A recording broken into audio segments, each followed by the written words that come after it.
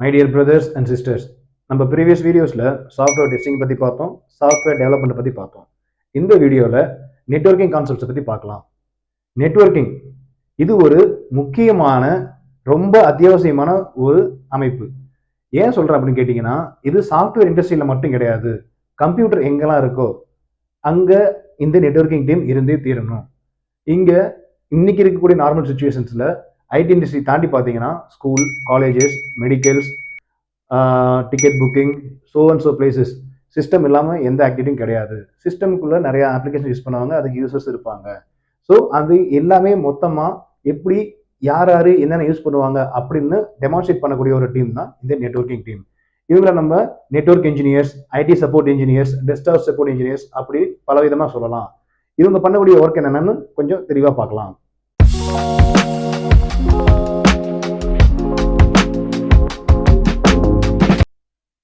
ஒரு இண்டஸ்ட்ரியை பொறுத்த வரைக்கும் அது எந்த இண்டஸ்ட்ரியாக வந்து போகுது, அந்த இண்டஸ்ட்ரிக்குள்ள கம்ப்யூட்டர் அவங்களுக்கு தேவையான ஒரு அத்தியாவசிய பொருளாக மாறிடுச்சு.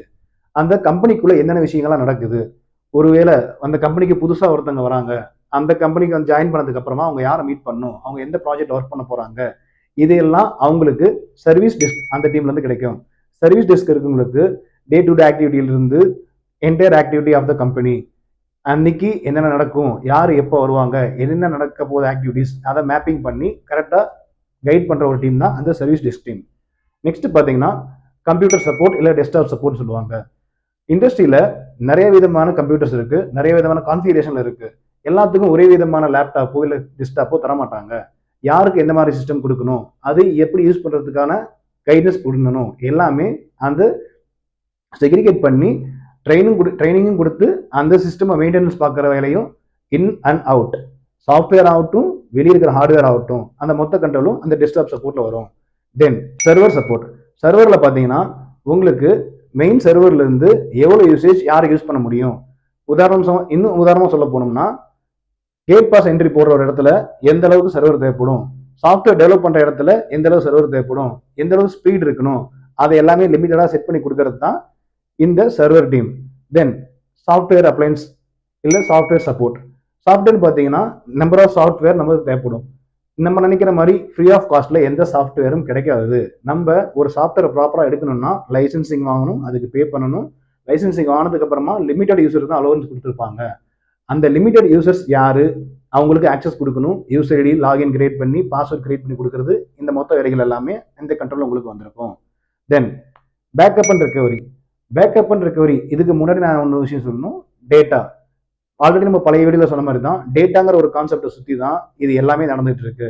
ஸோ நம்ம இருக்க டேட்டா எந்த அளவுக்கு சேஃப்டியாக இருக்கு, மேபி நாளைக்கு ஏதாவது டிசாஸ்டர் நடக்கலாம், நம்ம சிஸ்டம் கெட்டு போகலாம், இல்லை நெட்வொர்க் கெட்டு போகலாம், டேட்டா லாஸ் ஆகிருக்கலாம்.